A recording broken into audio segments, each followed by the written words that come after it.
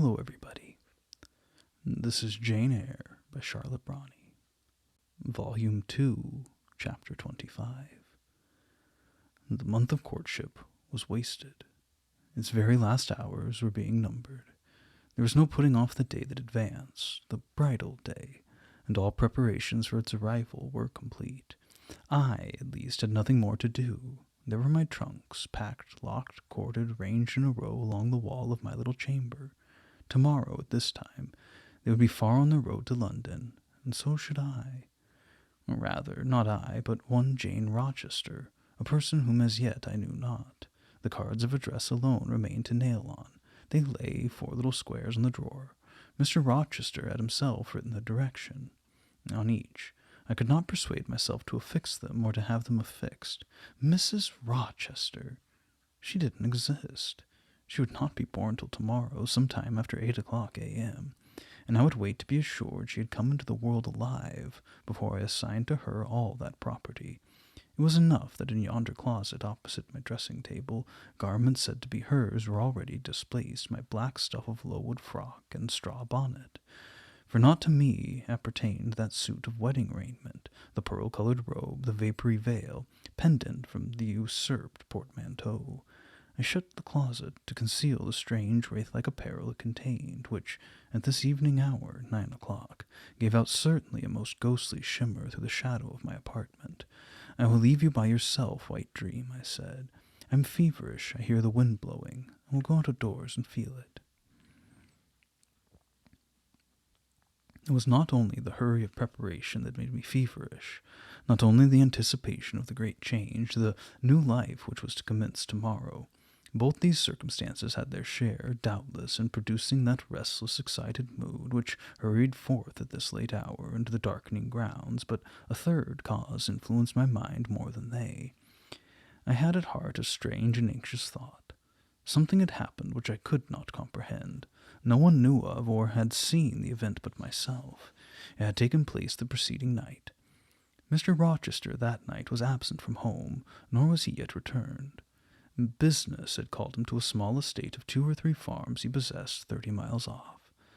Business it was requisite he should settle in person, previously to his meditated departure from England. I waited now his return, eager to disburthen my mind and seek of him the solution of the enigma that perplexed me. Stay till he comes, reader, and when I disclose my secret to him, you shall share the confidence. I sought the orchard, driven to its shelter by the wind, which all day had been blown strong and full from the south, without, however, bringing a speck of rain. Instead of subsiding as night drew on, it seemed to augment its rush and deepen its roar. The trees blew steadfastly one way, never writhing round, and scarcely tossing back their boughs once in an hour. So continuous was the strain, bending their branchy heads northward. The clouds drifted from pole to pole, fast following, mass on mass. No glimpse of blue sky had been visible that July day. It was not without a certain wild pleasure I ran before the wind, delivering my trouble of mind to the measureless air-torrent thundering through space. Descending the laurel walk, I faced the wreck of the chestnut tree. It stood up, black and riven. The trunk split down the center, gasped ghastly. The cloven halves were not broken from each other, for the firm base and strong roots kept them unsundered below, though community of vitality was destroyed. The sap could flow no more. The great boughs on each side were dead, and next winter's tempest would be sure to fell one or both to earth. As yet, however, they might be said to form one tree, a ruin, but an entire ruin. You did right to hold fast to each other, I said, as if the monster splinters were living things and could hear me. I think, scathed as you look, and charred and scorched, there must be a little sense of life in you yet, rising out of that adhesion at the faithful, honest roots. You'll never have green leaves more, never more see birds making nests and singing idyls in your boughs. The time of pleasure and love is over with you, but you're not desolate. Each of you is a comrade to sympathize with him in his decay. As I looked up at them, the moon appeared momentarily in that part of the sky which filled their fissure. Her disk was blood-red and half overcast. She seemed to throw on me one bewildered, dreary glance, and buried herself again instantly in the deep drift of cloud. The wind fell for a second round Thornfield, but far away over wood and water poured a wild, melancholy wail. It was sad to listen to. I ran off again. Here and there I strayed through the orchard, and gathered up the apples in which the grass round the tree roots was thickly strewn. Then I employed myself in dividing the ripe from the unripe. I carried them into the house and put them away in the storeroom. Then I repaired to the library to ascertain whether the fire was lit, for, though summer, I knew on such a gloomy evening Mr. Rochester would like to see a cheerful hearth when he came in. Yes, the fire had been kindled some time, and burnt well. I placed his armchair by the chimney corner. I wheeled the table near it. I let down the curtain and had the candles brought in ready for lighting. More restless than ever, when I completed these arrangements, I could not sit still, nor even remain in the house. A little timepiece in the room and the old clock in the hall simultaneously struck 10. How late it grows, I said. I'll run down to the gates. It's moonlight at intervals. I can see a good way on the road. He may be coming now, and to meet him will save some minutes of suspense. The wind roared high in the great trees which embowered the gates, but the road, as far as I could see, to the right hand and the left, was all still and solitary, save for the shadows of clouds crossing it at intervals as the moon looked out. It was but a long, pale line, unvaried by one moving speck. A puerile tear dimmed my eye while I looked, a tear of disappointment and impatience. Ashamed of it, I wiped it away. I lingered. The moon shut herself wholly within her chamber, and drew close her curtain of dense cloud. The night grew dark. Rain came driving fast on the gale. "I wish you would come, I wish you would come," I exclaimed, ceasing the hypochondriac foreboding. I had expected his arrival before tea. Now it was dark.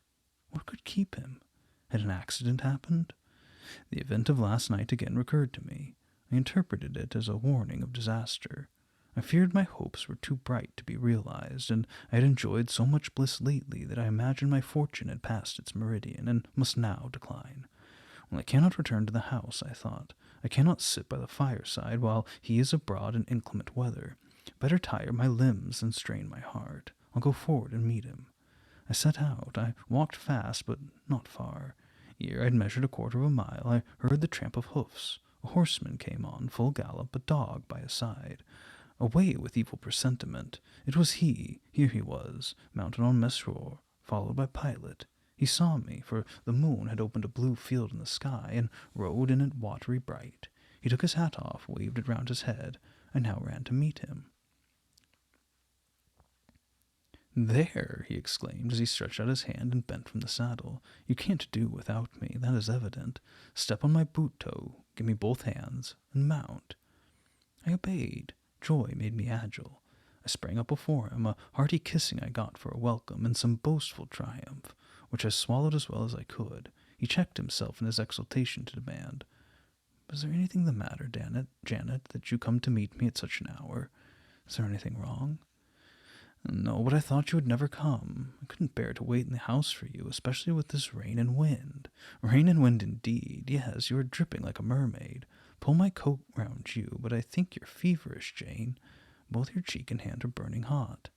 I ask again, is there anything the matter?" "Nothing now. I'm neither afraid nor unhappy." "Then you've been both?" "Rather. But I'll tell you about it by and by, sir, and I dare say you only laugh at me for my pains." "I'll laugh at you heartily when tomorrow is past. Till then I dare not. My prize is not certain. This is you, who have been as slippery as an eel this last month, and as thorny as a briar rose. I could not lay a finger anywhere but as it was pricked, and now I seem to have gathered up a stray lamb in my arms. You wandered out of the fold to seek your shepherd, did you, Jane? I wanted you, but don't boast. Here we are at Thornfield. Now let me get down." He landed me on the pavement. As John took his horse and he followed me into the hall, he told me to make haste and put something dry on, and then returned to him in the library. And he stopped me, as I made for the staircase, to extort a promise that I would not be long. Nor was I long. In 5 minutes I rejoined him. I found him at supper. "Take a seat and bear me company, Jane. Please God, it is the last meal but one you will eat here at Thornfield Hall for a long time." I sat down near him, but told him I could not eat. Is it because you have the prospect of a journey before you, Jane? Is it the thoughts of going to London that take away your appetite? I cannot see my prospects clearly tonight, sir, and I hardly know what thoughts I have in my head. Everything in life seems unreal. Well, except me. I am substantial enough. Touch me. You, sir, are the most phantom-like of all. You're a mere dream. He held out his hand, laughing. Is that a dream? Said he, placing it close to his eyes. He had a rounded, muscular, and vigorous hand, as well as a long, strong arm. Yes, though I touch it, it is a dream, said I, as I put it down before my face. Sir, have you finished supper? Yes, Jane. I rang the bell and ordered away the tray. When we were again alone, I stirred the fire, and then took a low seat at my master's knee. It's near midnight, I said. Yes, but remember, Jane, you promised to wake with me the night before my wedding. I did, and I will keep my promise for an hour or two at least. I have no wish to go to bed. Are all your arrangements complete? All, sir. And on my part likewise, he returned. I've settled everything. We shall leave Thornfield tomorrow, with half an hour after our return from church. Very well, sir. With what an extraordinary smile you uttered that word. Very well, Jane. What a bright spot of color you have on your cheek, and how strangely your eyes glitter. Are you well? I believe I am. Believe? What's the matter? Tell me what you feel. I couldn't, sir. No words could tell you what I feel. I wish this present hour would never end. Who knows with what fate the next may come charged? This is hypochondria, Jane. You've been overexcited or overfatigued. Do you, sir, feel calm and happy? Calm? No, but happy to the heart's core. I looked at him to read the signs of bliss in his face, and was ardent and flushed.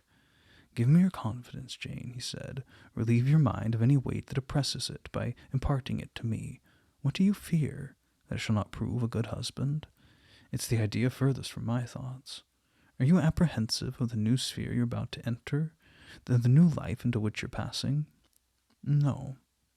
You puzzle me, Jane. Your look and tone of sorrowful audacity perplex and pain me. I want an explanation.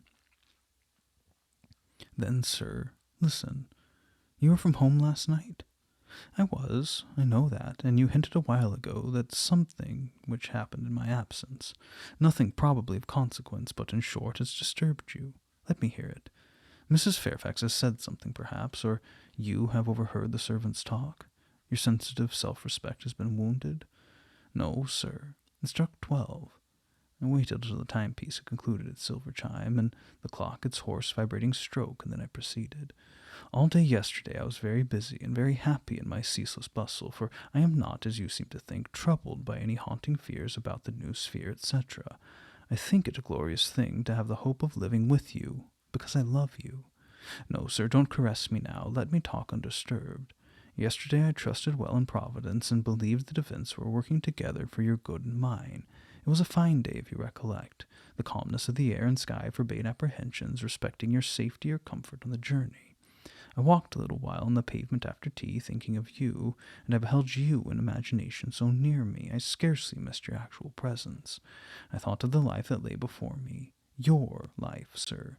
An existence more expansive and stirring than my own, as much more so as the depths of the sea to which the brook runs are than the shallows of its own straight channel. I wondered why moralists call this world a dreary wilderness. For me it blossomed like a rose. Just at sunset the air turned cold and the sky cloudy. I went in. Sophie called me upstairs to look at my wedding dress, which they had just brought, and under it in the box I found your present.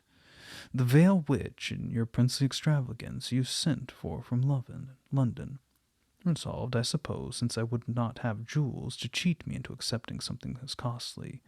I smiled as I unfolded it and devised how I would tease you about your aristocratic tastes and your efforts to mask your plebeian bride in the attributes of a peeress. I thought how I would carry down to you the square of unembroidered blonde I had myself prepared as a covering for my low-born head, and ask if that was good enough for a woman who could bring her husband neither fortune, beauty, nor connections. I saw plainly how you would look, and heard your impetuous republican answers, and your haughty disavowal of any necessity on your part to augment your wealth or elevate your standing by marrying either a purse or a coronet. "How well you read me, you witch," interposed Mr. Rochester. "But what did you find in the veil besides its embroidery? Did you find poison or a dagger that you look so mournful now?" "No, sir. Besides the delicacy and richness of the fabric, I found nothing save Fairfax Rochester's pride, and that didn't scare me, because I'm used to the sight of the demon. But, sir, as it grew dark, the wind rose. It blew yesterday evening, not as it blows now, wild and high, but with a sullen, moaning sound, far more eerie. I wished you were home. I came into this room, and the sight of the empty chair and fireless hearth chilled me. For some time after I went to bed, I could not sleep. A sense of anxious excitement distressed me. The gale still rising seemed to my ear to muffle a mournful undersound. Whether in the house or abroad, I couldn't tell first, but it recurred, doubtful yet doleful at every lull. At last I made out it must be some dog howling at a distance. I was glad when it ceased. On sleeping, it continued in dreams the idea of a dark and gusty night. I continued also to wish to be with you, and experienced a strange, regretful consciousness of some barrier dividing us. During my first sleep, I was following the windings of an unknown road. Total obscurity environed me. Rain pelted me. I was burdened with the charge of a little child, a very small creature, too young and feeble to walk, and which shivered in my cold arms, and wailed piteously in my ear. I thought, sir, that you were on the road a long way before me, and I strained every nerve to overtake you, and made effort on effort to utter your name and entreat you to stop, but my movements were fettered, and my voice still died away inarticulate, while you, I felt, withdrew further and further every moment. And these dreams weigh on your spirits now, Jane, when I'm close to you, little nervous subject. Forget visionary woe, and think only of real happiness. You say you love me, Janet. Yes, I will not forget that, and you cannot deny it. Those words did not die inarticulate on your lips. I heard them clear and soft, a thought too solemn, perhaps, but sweet as music. I think it's a glorious thing to have the hope of living with you, Edward, because I love you. Do you love me, Jane? Repeat it. I do, sir, I do, with my whole heart. Well, he said after some minutes' silence, it's strange, but the sentence has penetrated my breast painfully. Why? I think because you said it with such an earnest religious energy, because your upward gaze at me now is the very sublime of faith, trust, and devotion. It's too much as if some spirit were near me. Look wicked, Jane, as you know well how to look. Coin one of your wild, shy, provoking smiles. Tell me you hate me, tease me, vex me, do anything but move me. I would rather be incensed than saddened. I won't tease you and vex you to your heart's content when I've finished my tale, but hear me to the end. I thought, Jane, you had told me all. I thought I'd found the source of your melancholy in a dream. Oh, I shook my head. What? Is there more? But I will not believe it to be anything important. I warn you of incredulity beforehand. Go on. The disquietude of his air, the somewhat apprehensive impatience of his manner surprised me, but I proceeded. I dreamt another dream, sir. That Thornfield Hall was a dreary ruin, the retreat of bats and owls. I thought that of all the stately front nothing remained but a shell-like wall, very high and very fragile-looking. I wandered on a moonlit night through the grass-grown enclosure within. Here I stumbled over a marble hearth, and there over a fallen fragment of cornice. I wrapped up in a shawl, I still carried the unknown little child. I might not lay it down anywhere, however tired were my arms. However much its weight impeded my progress, I must retain it. I heard the gallop of a horse at a distance on the road. I was sure it was you, and you were departing for many years and for a distant country. I climbed the thin wall with frantic, perilous haste, eager to catch one glimpse of you from the top. The stones rolled from under my feet, the ivy branches I grasped gave way, the child clung round my neck in terror and almost strangled me. At last I gained the summit. I saw you like a speck on the white track, lessening every moment. The blast grew so strong I could not stand. I sat down on the narrow ledge. I hushed the scared infant in my lap. You turned an angle of the road. I bent forward to take a last look. The wall crumbled. I was shaken. The child rolled from my knee. I lost my balance, fell, and woke. Now, Jane, that's all. All the preface, sir. The tale is yet to come. On waking, a gleam dazzled my eyes. I thought, oh, it's daylight, but I was mistaken. It was only candlelight. Sophie, I suppose, had come in. There was a light on the dressing table, and the door of the closet where, before going to bed, I had hung my wedding dress and veil stood open. I heard a rustling there. I asked, Sophie, what are you doing? No one answered. But a form emerged from the closet. It took the light, held it aloft, and surveyed the garments pendant from the portmanteau. Sophie, Sophie, I again cried, and still it was silent. I risen up in bed. I bent forward. First surprise, then bewilderment overcame me. Then my blood crept cold through my veins. Mr. Rochester, it was not Sophie, it was not Leah, it was not Mrs. Fairfax. No, I was sure of it, and still, it was not even that strange woman, Grace Poole. It must have been one of them, interrupted my master. No, sir, I solemnly assure you to the contrary. The shape standing before me had never crossed my eyes within the precincts of Thornfield Hall before. The height, the contour were new to me. Describe it, Jane. It seems, sir, a woman, tall and large, with thick and dark hair hanging long down her back. I know not what dress she had on. It was white and straight, but whether gown, sheet, or shroud I cannot tell. Did you see her face? Not at first, but presently she took my veil from its place. She held it up, gazed at it long, and then she threw it over her own head and turned to the mirror. At that moment I saw the reflection of her visage and features quite distinctly in the dark oblong glass. And how were they? Fearful and ghastly to me. Oh, sir, I never saw a face like it. It was a discolored face. It was a savage face. I wish I could forget the roll of the red eyes and the fearful blackened inflation of the lineaments. Ghosts are usually pale, Jane. This, sir, was purple. The lips were swelled and dark, the brow furrowed, the black eyebrows widely raised over the bloodshot eyes. Shall I tell you what it reminded me? Oh, you may. Of the foul German spectre, the vampire. What did it do? Sir, it removed my veil from its gaunt head, rent it in two parts, and flinging both on the floor, trampled on them. Afterwards, it drew aside the window curtain and looked out. Perhaps it saw dawn approaching, for taking the candle it retreated to the door. Just at my bedside the figure stopped. The fiery eye glared upon me. She thrust up the candle close to my face, and I extinguished it under my eyes. I was aware her lurid visage flamed over mine, and I lost consciousness for the second time in my life. Only the second time.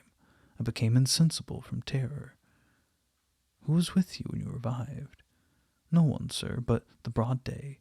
I rose, bathed my head and face in water, drank a long draught, felt that though enfeebled I was not ill, and determined that no one but you would I impart this vision. Now, sir, tell me who and what that woman was. The creature of an overstimulated brain, that's certain. I must be careful of you, my treasure. Nerves like yours were not made for rough handling. Sir, depend on it, my nerves are not at fault. The thing was real. The transaction actually took place. And your previous dreams, are they real too? Is Thornfield Hall a ruin? Am I severed from you by insuperable obstacles? I'm leaving you without a tear, without a kiss, without a word? Not yet. Am I about to do it? Why, the day has already commenced which is to bind us indissolubly, and when we are once united there shall be no recurrence of these mental terrors, I guarantee that. Mental terrors, sir, I wish I could believe them to be only such. I wish it more now than ever, since even you cannot explain to me the mystery of that awful visitant. And since I cannot do it, Jane, it must have been unreal. But, sir, when I said to myself on rising this morning, and when I looked round the room to gather courage and comfort from the cheerful aspect of each familiar object in full daylight there on the carpet, I saw what gave the distinct lie to my hypothesis, the veil torn from top to bottom in two halves. I felt Mr. Rochester start and shudder. He hastily flung his arms around me. Thank God, he exclaimed, that if anything malignant did come near you last night, it was only the veil that was harmed. Oh, to think what might have happened. He drew his breath short and strained me so close to him I could scarcely pant. After some minutes' silence, he continued cheerily. Now, Janet, I'll explain to you all about it. It was half dream, half reality. A woman did, I doubt not, enter your room, and that woman was, it must have been, Grace Poole. You call her a strange being yourself. From all you know, you have reason to call her. What did she do to me? What to Mason? In a state between sleeping and waking, you noticed her entrance and her actions, but feverish, almost delirious as you were, you ascribed to her a goblin appearance different from her own. The long disheveled hair, the swelling black face, the exaggerated stature, were figments of imagination, results of nightmare. The spiteful tearing of the veil was real, and it is like her. I see you would ask why I keep such a woman in my house. When we have been married a year and a day, I will tell you, but not now. Are you satisfied, Jane? Do you accept my solution of the mystery? I reflected, and in truth it appeared to me the only possible one. Satisfied I was not, but to please him I endeavored to appear so. Relieved I certainly did feel, so I answered him with a contented smile. And now, as it was long past 1, I prepared to leave him. "Doesn't Sophie sleep with Adele in the nursery?" he asked as I lit my candle. "Yes, sir. There's room enough in Adele's little bed for you. You must share it with her tonight, Jane. It's no wonder that the incident you have related should make you nervous, and I would rather you did not sleep alone. Promise me to go to the nursery." "I shall be very glad to do so, sir. And fasten the door securely on the inside. Wake Sophie when you go upstairs, under pretense of requesting her to rouse you in good time tomorrow, for you must be dressed and have finished breakfast before 8. And now no more somber thoughts. Chase dull care away, Jane. Don't you hear to what soft whispers the wind has fallen? There's no more beating of the rain against the window panes. Look here." He lifted the curtain. "It's a lovely night." Oh, it was. Half heaven was pure and stainless. The clouds, now trooping before the wind, which had shifted to the west, were filing off eastward in long silvered columns. The moon shone peacefully. "Well," said Mr. Rochester, gazing inquiringly into my eyes, "how's my Janet now?" "The night's serene, sir, and so am I. And you will not dream of separation and sorrow tonight, but of happy love and blissful union." This prediction was but half fulfilled. I did not dream of sorrow, but as little did I dream of joy, for I never slept at all. With little Adele in my arms, I watched the slumber of childhood, so tranquil, so passionless, so innocent, and waited for the coming day. All my life was awake and astir in my frame, and as soon as the sun rose, I rose too. I remember Adele clung to me as I left her. I remember I kissed her as I loosened her little hands from my neck, and I cried over her with strange emotion, and quitted her because I feared my sobs would break her still sound repose. She seemed the emblem of my past life, and I was now to array myself to meet the dread but adored type of my unknown future day.